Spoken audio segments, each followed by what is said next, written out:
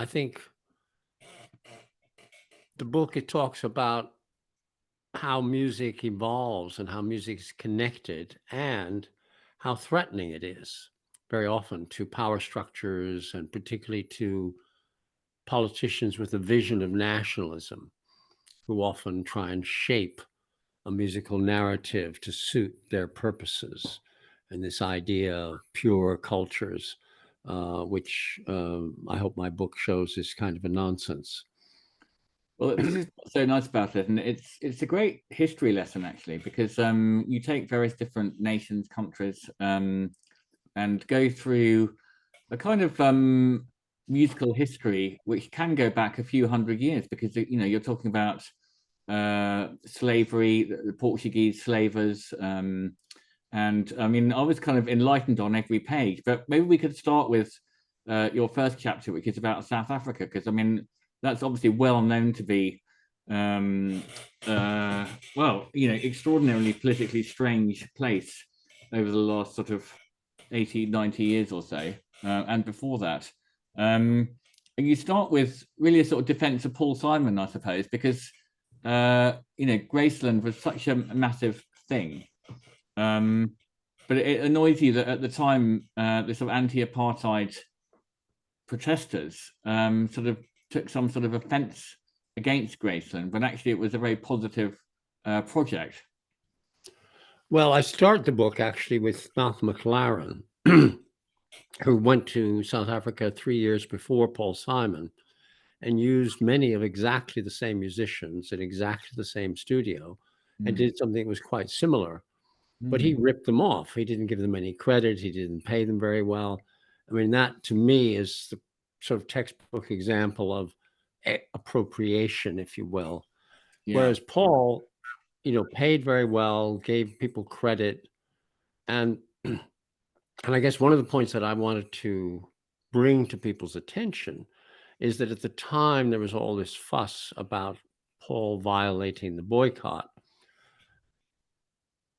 People were queuing up for seats to the Athol Fugard productions in the West End and on Broadway.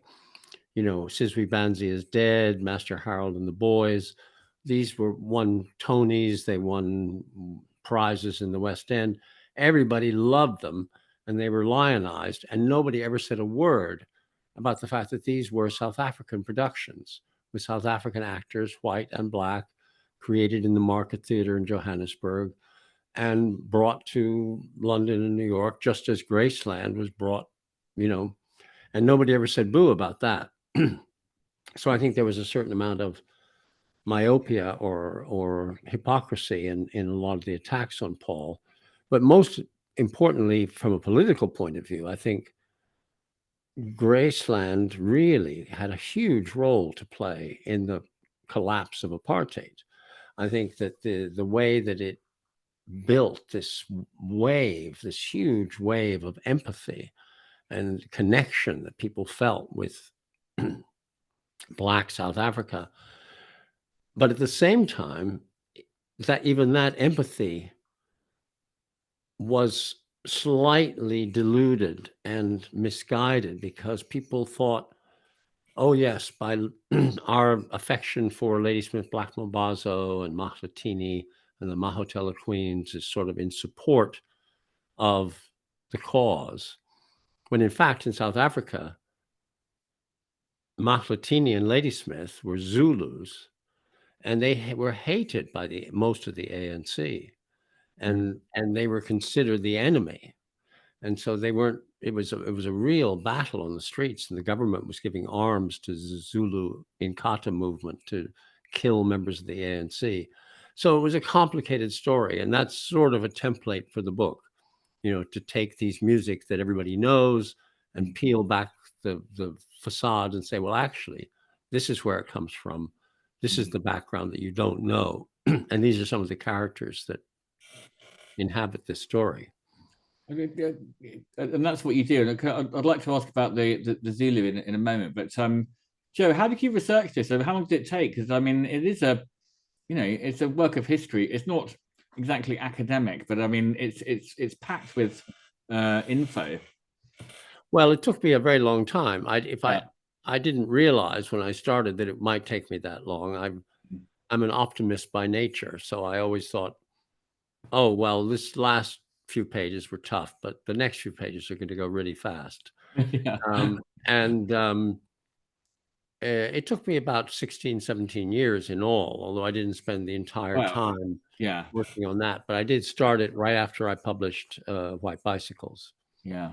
And I did a huge amount of reading Mm. and listening because, there's lots of books on all this subject, but it's most of them are quite academic and quite specialized. So in a way, I've kind of gone through the canon of detailed studies of a lot of these musics. So we Pick, don't have to. yeah, so you don't have to. So picking out the the entertaining eyes and putting them on a platter.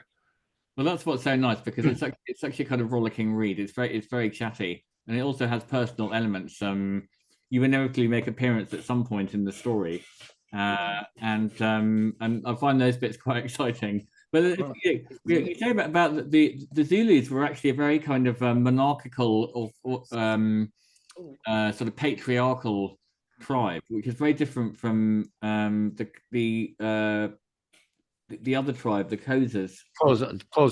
Kozas. Get that Um, quick right, yeah, Kosa, yeah. With the click language, and that was the tribe that Nelson Mandela belonged to. Um, and yeah, although one of the sort of main songs, and we're going to listen to a version of it earlier, is the line "Sleeps Tonight" or the yeah. the music that precedes it. And I think you said that is originally a Zulu tune. Yeah. I mean, that is one of the classic examples of appropriation, if you will. If you trace back this song from its use in The Lion King, which has generated vast amounts of income and royalties. And it was originally a hit in 1960 for the Tokens. And they were copying a song they loved, which had been sung by Pete Seeger and the Weavers, called Wimoweh. And RCA Victor said, oh, come on, there's no English lyrics in this song. You got to have some lyrics. And so they got somebody to write some lyrics about in the jungle, the mighty jungle, the lion sleeps tonight. There are no jungles in South Africa. Yeah. And but then of course it turns out that Pete Seeger discovered it because he was sharing a flat with Alan Lomax. And Alan Lomax was doing a project for Decca Records. And there was a box of 78 sitting in the corner of a room at Decca's office in New York. It had been sent by a South African label in the hopes that Decca might release some of them. And Decca didn't even listen. Running profitable password, but it's not a catchy one, this one. but Alan Lomax took the box home, and he and Pete Seeger started listening to it all. And Seeger said, "Oh, that's a great song," and so he misunderstood the words, called it "Wimoweh." Yeah. But the original is what we'll hear at the end of the evening. Is a fantastic piece of music, and that melody that became the golden hook for so much. It's one of the most covered songs of the 20th century.